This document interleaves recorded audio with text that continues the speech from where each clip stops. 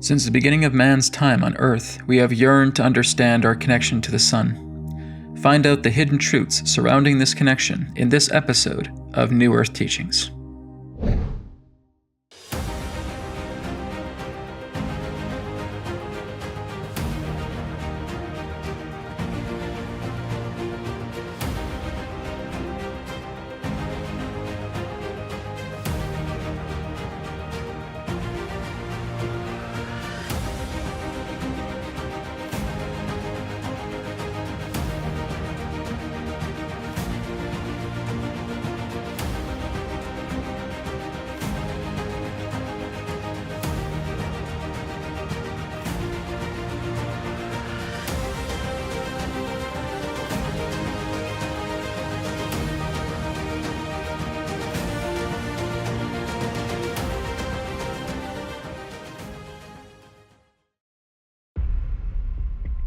A lot of the information that I'm going to be sharing in this episode is not something that you really find within common science books. It's not found in mainstream science. A lot of this information comes from research through the Hindu Vedic scientific system, even through some information with Nikola Tesla, as well as my own deep intuitive meditative information that is coming through. What's very important is that you're just keeping an open mind about the information that is going to be shared, because it is certainly unconventional and it is a lot different than what we have been told regarding the nature of the sun. What is the true nature of the sun? Well, modern science will tell you that it's a ball of fire, or that it's hot plasma. It's a hot plasmatic sphere existing in the center of our star system, and does contain radiation. Yes, radiation it certainly does contain, but it is not a hot ball of fire. It is not a hot ball of plasma. The sun, in actuality, does not have its own heat, and it does not have its own light. So again, that is where modern science and this information diverges. When we're looking at the sun itself, the sun is a highly powerful dynamic construct. It is a living well of radioactive energy. So for us to even see the sun, we would need to see it in different spectrums, such as X-ray. Its radiation therefore makes it visible. But if you were able to go up to the sun and actually withstand its radiation, there would be nothing in regards to indicating heat. There would be nothing in regards to indicating light. It is a living well of radiation. And this radiation, these rays, bombard all of the planets within our star system. And as these rays bombard the planets in our star system, another scientific theory is what's known as the Goldilocks zone, where that a planet needs to be in an appropriate position to receive all the appropriate heat and light from the sun in order for it to thrive with life. That is incorrect. So again, positioning does play a part, but again, it is not the sun itself that is generating the heat or the light. It is the effects of its rays upon the atmospheres of the planets. We have what's known as the Van Allen radiation belts. And we will know that the Van Allen radiation belts contain highly charged energetic particles. And through this radiation belt, or radiation belts, they are actually a type of oscillator or resonator that works together in bringing in the radiation effect of the sun's rays upon the atmosphere, or the ether of the atmosphere, that creates a scientific effect known as sonoluminescence. Now, modern science is still investigating the nature of sonoluminescence. One example actually comes from a creature on our planet known as the mantis shrimp. And the mantis shrimp, when it attacks, when it strikes, its strike is so incredibly powerful that people can actually see light coming out of its strike when it attacks. So I thought it was appropriate for me to bring a punching bag into this segment. Again, as I was talking about relating to the mantis shrimp, relating to the immense power of its own striking attack. It's also going back to similar recognition of kung fu movies, kung fu cartoons, where the Grand Master throws a gigantic punch and you actually see a burst of light coming out of his punch. Well, if I was to give this one a good whack, give this bag a good whack,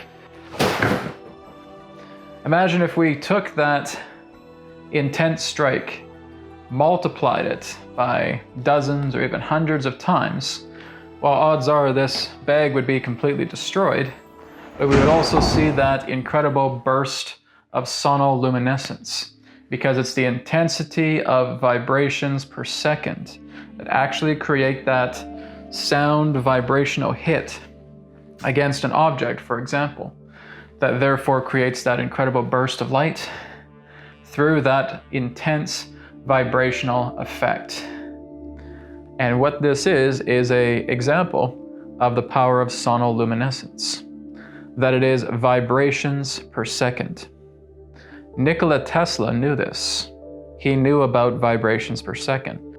Tesla had an intended undertaking in allowing the production of light by the vibration of the atmosphere, in essence, sonoluminescence. To quote Tesla, "I have come to the conclusion that the sunlight is produced by 500 trillion vibrations of the atmosphere per second. In order to manufacture the same kind of light, it will be necessary to produce an equal number of vibrations by machinery." Therefore, Tesla himself knew that the sun was not at all a ball of fire like modern science had claimed. It is a powerful construct, a living well of radiation that emits untold levels of vibrational energy, affecting our atmosphere through the process of sonoluminescence that gives our planet the heat and light needed for life to thrive on Earth. So it is through sound that again is triggering these immense oscillations of vibrations per second that are so powerful that you can actually see a burst of light coming out from the mantis shrimp as it strikes. Well, this is very similar to what the sun is doing to the Earth. Our atmosphere contains over 37.5 million billion gallons of water vapor. This constitutes enough precipitation equaling 1 inch of rain to cover the entire Earth's surface. The water vapor is the catalyst for sonoluminescence to take effect. This also goes back to the book of Genesis in the Bible. God came upon the waters, and there was the word, the sound. Let there be light. Therefore, even the Bible speaks of the effect of sonoluminescence. Through sound comes vibration, and through vibration upon the waters comes light and heat. So again, the radiation rays of the sun are again penetrating the Earth's atmosphere via the radiation belts, acting as an oscillator, acting as a resonator, and therefore reflecting this heat and light that is drawn from sonoluminescence. And that sonoluminescence energy is carried and reflected through the ether of the atmosphere and reflected through oxygen. Oxygen actually has an atomic effect that takes place through sonoluminescence, where it functions as a reflector and a carrier. And all of that heat is coming upon the planet. So if we're in the valleys, for example, where there is a great deal of oxygen content, a lot of that heat can reflect through all of that oxygen content. But as you move up into higher elevations, such as mountains, where you see, of course, ice-capped mountains, it gets colder and colder the higher in elevation that you go. So as you start to move up through the atmosphere, where there is less and less oxygen, the heat becomes a lot less. And then it moves up into the very edge of the atmosphere, where there is no oxygen whatsoever, and the dissipation of that heat-light effect of sonoluminescence fades away, dissolves. So this is really the entire nature of the sun. The sun is producing a sonoluminescence effect through the nature of its radioactive rays. So, Again, this is why it's a little challenging to share this information, because there's a lot about it that is not really written in conventional science. But many of the ancient gurus that followed Vedic science knew that this was the nature of the sun, that the sun is not just some fiery ball sitting in our sky. That is one of the greatest lies there is. And again, that will certainly be a controversial topic, but nonetheless, this is how the sun actually works. And it works in that way because really, if we looked at it as a hot, fiery, plasmatic ball in the heavens, that everything around our planet would really be in that state of warmth as well. Because if our planet is so warm, well, then the surrounding space must be very warm as well too. Well, that's not correct. In fact, when you go beyond our atmosphere, you will notice that the cold that exists is so intense that not even the coldest sub-zero temperatures of our planet would define how cold space is beyond the threshold of our own atmosphere. If you were able to take any of our conventional shuttles and actually have them move past the atmosphere, you would see that space shuttle freeze within a matter of seconds. It would not survive. This is why space shuttles are orbiting in the thermosphere of the atmosphere, one of the outer layers, because that's really as far as they're going to go before they end up being frozen completely. An astronaut certainly could not leave a space shuttle beyond the atmosphere. They would be dead within seconds. Where the intensity of cold is so strong that it would be like trying to break apart steel. The ice is so powerful. The cold is so unbelievably strong.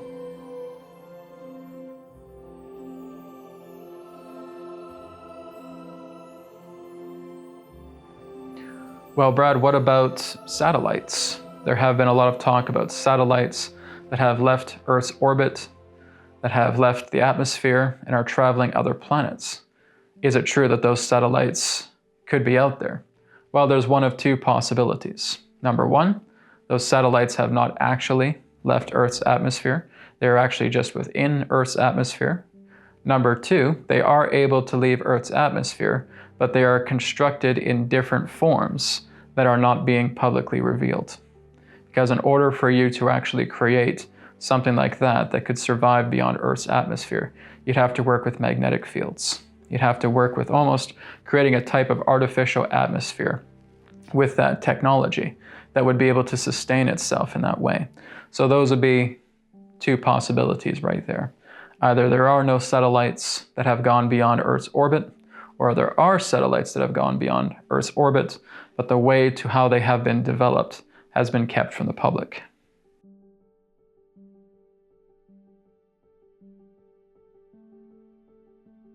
So whenever we look at the planets in our night sky, if we see Jupiter in the night sky, we see Venus in the night sky, we see Mars, Saturn in the night sky, Mercury in the night sky, and we see that luminescence about them. Well, that is, of course, the sunlight, but it is the effect of sonoluminescence that is impacting the atmospheres of those planets as well too. So everything in regards to the light and the heat actually comes from the effect of the sun, but each planet has its own internal systems. Each planet has its own internal climate systems, has its own seasonal systems, has everything in regards to its own life systems within its own make. So again, that also is somewhat controversial, thinking that the sun is what provides all of that for us. The sun is not the giver of life, but it is the maintainer. It is the sustainer of life. It is what keeps life going in that way. Every single planet has its own sufficient level of internal systems to manage itself. Now, the important thing to realize as well too is that our planet functions in many different dimensions. And of course, the sun, as we see it, also exists in many different dimensions as well too. There is much more of a higher spiritual and etheric quality to the sun. This is why the sun has been worshipped so greatly with ancient civilizations of the past. It can be referred to as the soul or the spirit of our own star system. It is the nature to where the pure etheric intelligence, the infinite intelligence, the God intelligence of our star system exists. It's the center point, it's the nexus, it's the pineal gland of the star system altogether.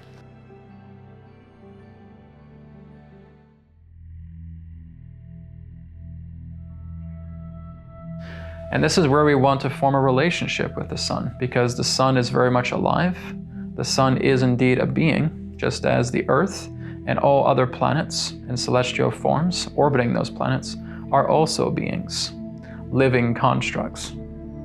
And so one way to truly honor the sun is to go outside and receive the rays that are, of course, being fed upon the Earth, creating that sonoluminescence effect, and therefore we are receiving the natural heat and light from the Earth's atmosphere via the sun. So we're showing our love, we're showing our appreciation, we're getting our vitamin D from the sun as well too.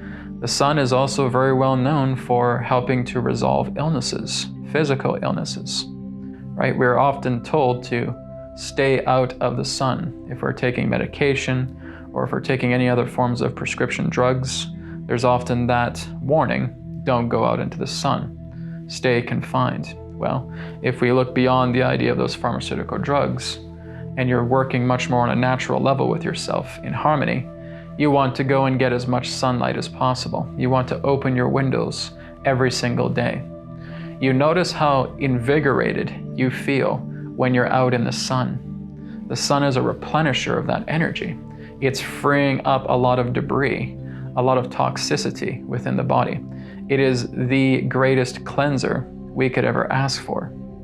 So it's very important that you go out and that you get some sun. Some people will say, well, you know what, I'm allergic to the sun, I think. I'm getting burnt all the time, and if I stay out in the sun for too long, I feel I may just get sunburnt, and this is in no way going to be good for me. Well, it's not that the sun is causing you to be sunburnt. A lot of it is the toxicity, the pollutants, the debris within your own body.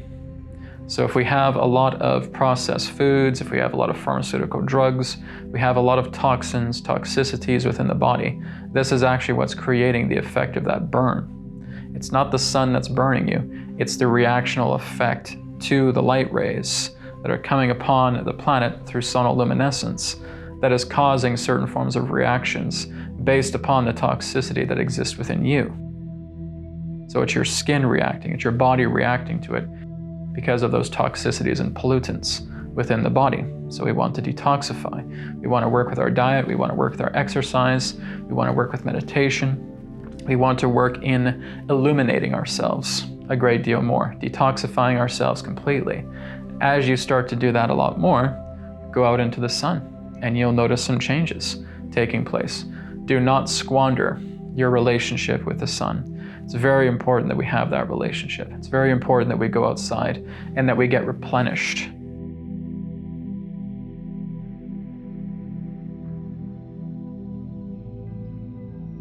Now, when we look at sun gazing, this is one of the most profound and prolific forms of exercises that you can do to reap the great benefits of the sun. As I talked about, that the sun is like the pineal gland of the center of our star system.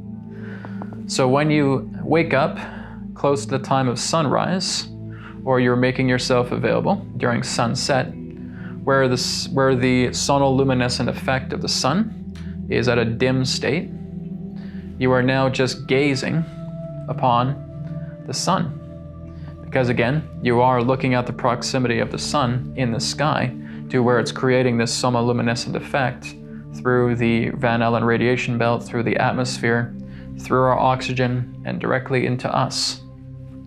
You are looking at the sun. And just take some deep breaths in, deep breaths out, like I talked about in episode 1, in the second season of New Earth Teachings, where you're working with heart rate variability, right? 5 seconds in, 6 seconds out. And you're just looking at the sun in that dim state, at sunrise, at sunset, where it's dim, the light is not strong. and you just keep your gaze upon it. As you make this into a habit, doing this each and every single day, you will be amazed at the incredible effects that take place within your body over time. Your eyesight can improve. Your memory can improve. The ability to sleep better improves. Your organs become rejuvenated. You feel a great more amount of vital energy flowing through your veins. When you're doing this, it completely revitalizes you from the inside out. I cannot emphasize enough how important it is to, again, have that beautiful companionship with the sun. This is what the ancients knew. The ancients knew to celebrate the sun because it is the great purifier. It is the great rejuvenator. It is the pure etheric intelligence. It is that pineal gland that exists throughout the center of our star system.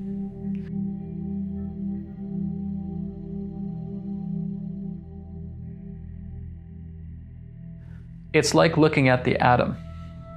Through the atom we have the proton and we have the electrons. Well, we're seeing the sun as the proton, and we're seeing the electrons as the surrounding planets. Now, the proton will never ever emit some type of horrible energy that would destroy the electrons within the atom. This is where people get afraid of the sun, thinking, well, Brad, what happens one day? What if there's an enormous solar flare that is emitted by the sun and it hits our planet and it can wipe out a totality of life? We have to remember that our planet is several billions of years old. And throughout that time, it has never led to the degree of it ever being destroyed or completely eliminated from the face of the existence of the star system since that time. What would make you think that the Earth would suddenly be completely annihilated through the nature of a solar flare? Especially now that you understand the nature of the sun truthfully, that it has no fire and it has no light of its own. It has radiation. Now, it certainly has spouts of that radiation that will come out at certain times, but these are all within a natural, you could say, higher degree of calculation, a much more higher etherical effect that is taking place, that is actually regenerating our planet on a much greater level. So whenever we've seen these spouts of ejection pertaining to the idea of its radiation, because water does exist within the sun does have water, and that would serve together as some type of component to working together in regards to its radiation and to its construct altogether. So we do see spouts of water, we do see plumes of this radiation that can come out, and we can see that through certain forms of X-ray cameras. And we see these plumes happening, but as I have been able to discover, when we actually have these upon the Earth, these are extremely beneficial for the Earth. It is not going to lead to the Earth being destroyed. It is not going to lead to the Earth having some sort of gigantic cataclysm. The cataclysms, even if it came down to that, are based upon internal affairs that we are personally going through, individually and collectively as a people. As I've mentioned, the sun is a great purifier. The sun is a great rejuvenator. It's a cleaner. So when these situations occur, where we're getting a great deal more of the radiation from the sun, that again is impacting our own magnetic field, our own radiation belts, our own atmosphere, this is all part of a cleansing effect that is taking place. The Earth is being cleansed by its sustainer, its father, the sun.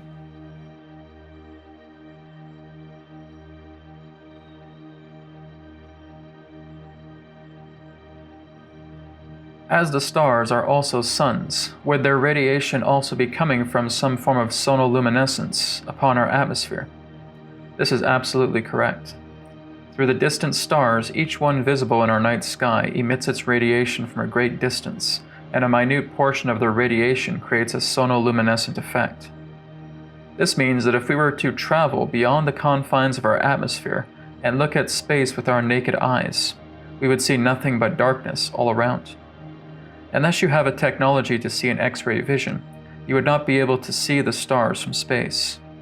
Our atmosphere in its etheric nature allows us to gaze up at the night sky and see our beautiful galactic neighborhood emitting its rays upon our planet, creating the effects of pin-sized, sonoluminescent light as we look up towards the heaven, admiring this beauty.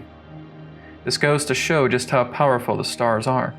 From dozens to hundreds to thousands of light years away, their rays, even though minute, can still reach the atmosphere of our world. This is the stars' relationship to our Earth. I'm Brad Johnson, and thank you very much for watching the second episode of the second season of New Earth Teachings, and I will speak to you again in the next episode.